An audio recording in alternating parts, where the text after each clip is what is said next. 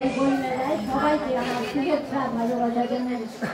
আমরা জানি আমাদের দেশে যে ৪৫টারও বেশি আদিবাসী জনগোষ্ঠী আছেন, তাদের সবার মাতৃভাষার অধিকার রক্ষার জন্য আমাদের সবাইকে সচেতন থাকতে হবে এবং আমরা এই অধিকারের জায়গাটি যেন কোনোভাবেই নষ্ট না করি।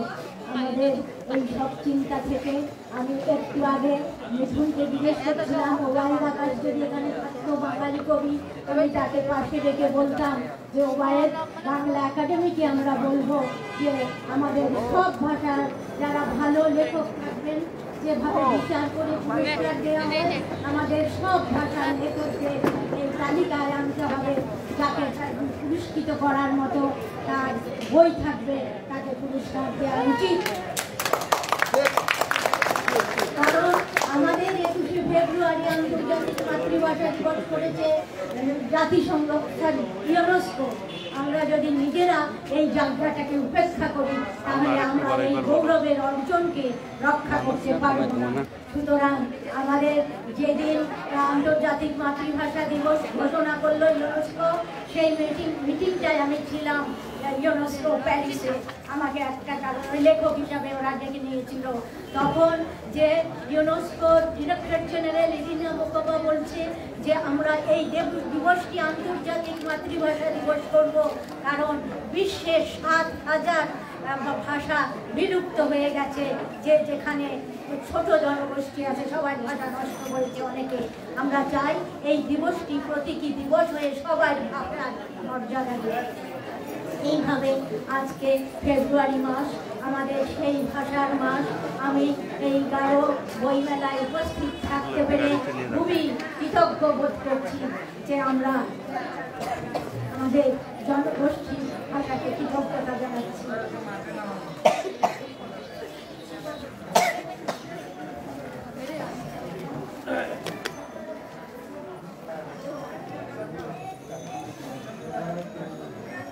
এই ভাষার অধিকার নিয়ে আজকে আমরা এগোবো এবং আমরা মনে করবো আমরা সবাই মিলে। আমি গারো বই উৎসবে ৩ বার এসেছি।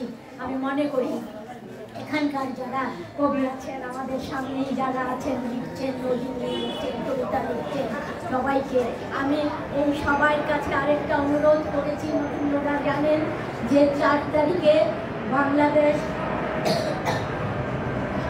লোক প্রশাসন প্রশিক্ষণ কেন্দ্র একটি অনুষ্ঠান করবে।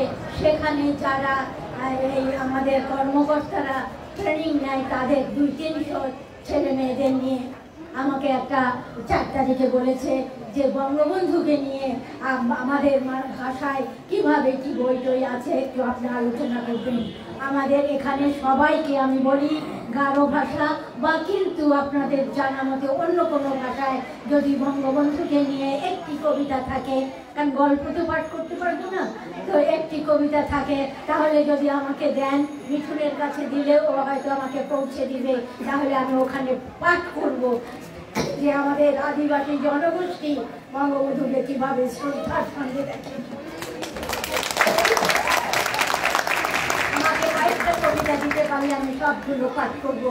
আমি এই জায়গাটা তৈরি করতে চাই যে শুধু বাংলা ভাষা দিয়ে সাহিত্য না, আমাদের সব জনগোষ্ঠীর ভাষায় বঙ্গবন্ধু তার বড় মর্যাদা নিয়ে কিভাবে উঠে এসেছেন। একটি স্বাধীন দেশের জাতির স্থপতি, তাকে আমরা যেমন শ্রদ্ধা করি তেমন আমরা অনেক সময় বলি যে আমাদের ভাষার একজন মানুষ যিনি বাঙালি। কিন্তু জাতিসংঘে বাংলা ভাষায় ভাষণ দেওয়ার পরও ওখান থেকে অনেকেই আসে যে আপনাদের যত আদিবাসী জনগোষ্ঠী আছে, আমাকে একদিন বলল যে আপনারা যদি একটা বই করতে চান আমরা করে দিব।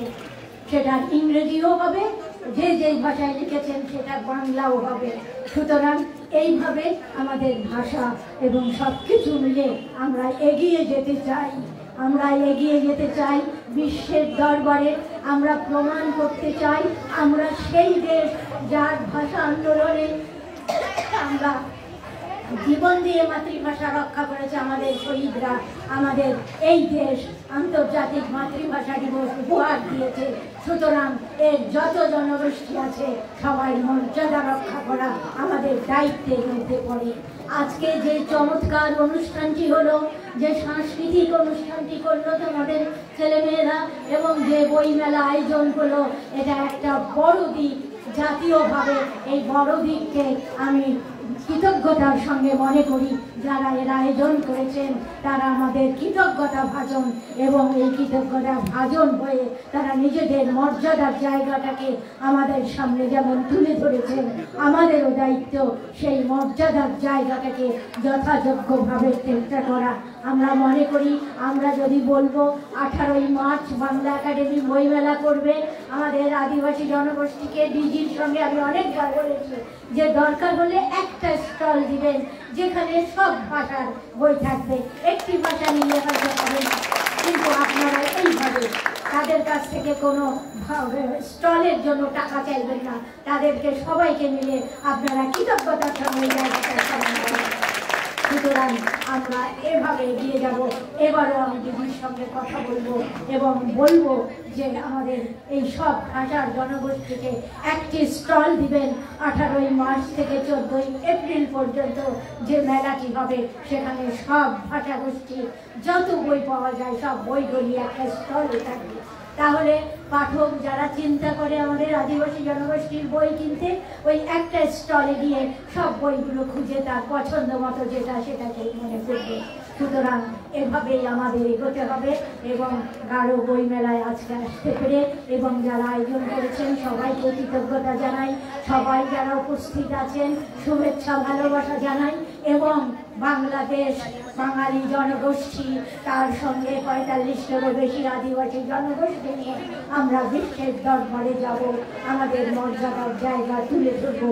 এভাবেই এগিয়ে যাবে বাংলাদেশ। আমরা এই জায়গাটা দেখি এবং আমরা এমএলএ ফোরাম থেকে আরও চেষ্টা করব যেন আমাদের সবগুলো আদিবাসী জনগোষ্ঠীর মাতৃভাষায় শিক্ষার ব্যবস্থাটা করা হয়। যে 6টি ভাষা করা হয়েছে তার বাইরে করা যাচ্ছে না, কারণ তাদের পাঠ্যপুস্তক নাই, সেই মতো টিচার নাই।